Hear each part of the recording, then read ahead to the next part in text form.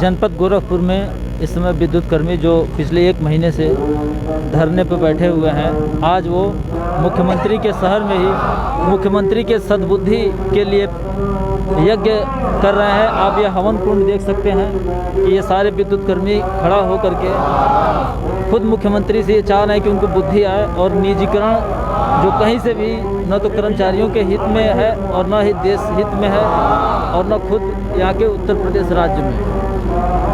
आप देखते रहिए। आगाज़ भारत की न्यूज़ टीम आपको दिखा रही है कि पूरी तरफ देख रहे हैं विद्युत कर्मी बैठे हुए हैं और किस तरीके से यज्ञ सामग्री को यहाँ एक एक करके जलाया जा रहा है। सारे लोग यहाँ क्रम से बैठे हुए हैं।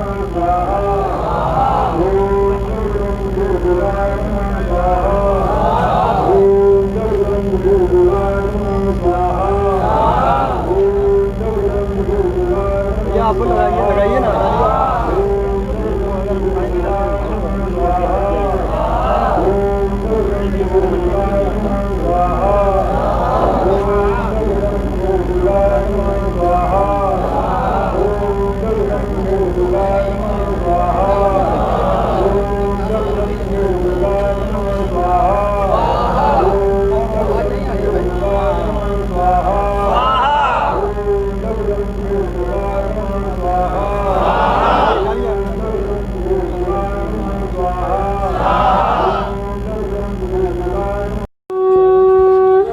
ये आप देख रहे हैं शंखनाद करके और योगी और मोदी का स्वाहा किया जा रहा है देश में।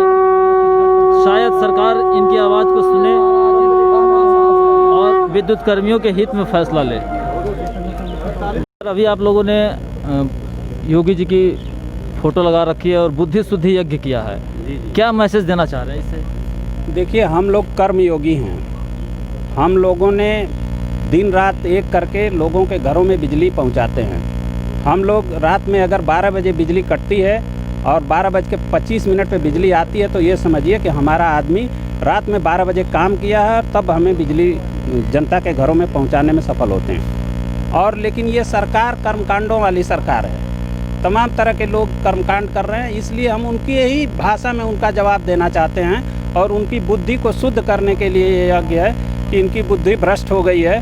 जो जनता के पैसे से बनाई गई संपदा है, सरकारी संपदा को ये बेचने का प्रयास कर रहे हैं। कुछ निजी चंद पूंजीपतियों को लाभ पहुंचाने के लिए हमारे वर्षों की मेहनत और तपस्या से बनाए गए विभागों को बेचने का प्रयत्न कर रहे हैं। उनकी बुद्धि भ्रष्ट हो गई है, उसकी शुद्धि के लिए हम ये यज्ञ कर रहे हैं। बाय द वे, अगर इस यज्ञ के बाद भी और आपका जो आंदोलन है पिछले 1 महीने से चल रहा है, जी, अभी तक सरकार के कान पे जू नहीं रेंग रहा है, तो अगर कोई स्टैंड नहीं लेती तो आपका अगला निर्णय क्या होगा? देखिए, हम गांधी के देश के हैं, हम गांधी को मानते हैं और गांधी के आदर्शों पे हम आंदोलन अभी चला रहे हैं। लेकिन इसी देश में भगत सिंह और सुभाष चंद्र बोस भी रहे, तो हम उनके भी आदर्श को मानते हैं। अगर गांधीवाद के तरीके से यह सरकार नहीं मानी और निजीकरण कर दिया, तब हम भगत सिंह बन जाएंगे और सबको मार मार के भगाएंगे। यहाँ किसी भी निजी आदमी को कब्जा नहीं लेने देंगे। ये हमारा प्रण है, ये निश्चित रूप से हमारा प्रण है कि कोई भी हमारी संपत्ति हड़पने आएगा उसको या तो मारेंगे, और बिल्कुल मारेंगे। हम मरने वालों में नहीं हैं, हम जान नहीं देंगे, लेकिन हम मार के भगाएंगे और अपने इस विभाग को बचाएंगे। जिस देश के प्रधानमंत्री ने कहा था कि देश नहीं बिकने दूंगा, वो एक एक करके सरकारी संपत्तियों को बेच रहा है, तो ये दो अर्थी नीति क्यों चलाई जा रही है? क्या समझ आ रहा है? देखिए, ये निश्चित रूप से लोगों को समझ में नहीं आ रहा है। हर विभाग के साथ ये हो रहा है, तमाम विभागों को बेच रहे हैं। जो लोग अच्छे दिन दिखाने के लिए आए थे, वो लोगों को समझ में आया कि वो जनता के लिए अच्छे दिन लाने वाले थे, लेकिन लोग समझ नहीं पाए। प्रधानमंत्री ने सही कहा था कि अच्छे दिन आएंगे, लेकिन किसके लिए आएंगे? वो अच्छे पूंजीपतियों के लिए आएंगे, और वो पूंजीपतियों के लिए आए। कोरोना के समय में सारी जीडीपी डाउन हो गई, तमाम सरकारी विभागों के रेवेन्यू ख़त्म हो गए। लेकिन आपने भी पढ़ा होगा, आप तो समाचार चैनल से हैं, आपको जानकारी भी होगी कि अंबानी की संपत्ति 34% बढ़ गई। तो निश्चित रूप से उनके लिए अच्छे दिन आए हैं। ये प्रधानमंत्री मैं कोई ब्लेम नहीं करना चाहता हूँ, वो उन्होंने सही कहा था, लेकिन किसके लिए कहा था वो उसके लिए अच्छे दिन आ गए हैं। उनके भी आज अच्छे दिन हैं। हम जानते हैं, हम कर्म पे विश्वास रखते हैं और हम निश्चित रूप से अगर रात में जाड़ा गर्मी बरसात हम अगर बिजली चला सकते हैं तो हम इनको जला भी सकते हैं। ये सरकारें नेस्ता नाबूद भी कर सकते हैं। निश्चित रूप से हम इन सरकारों को नेस्ता नाबूद करके दिखाएंगे। ये कर्मचारियों की आह है, गरीबों के पैसे से जो बिजली का स्ट्रक्चर खड़ा हुआ है इसको ये बेचने का प्रयास कर रहे हैं। ये अपने घर से अपने राजघराने से पैसे नहीं लाए थे।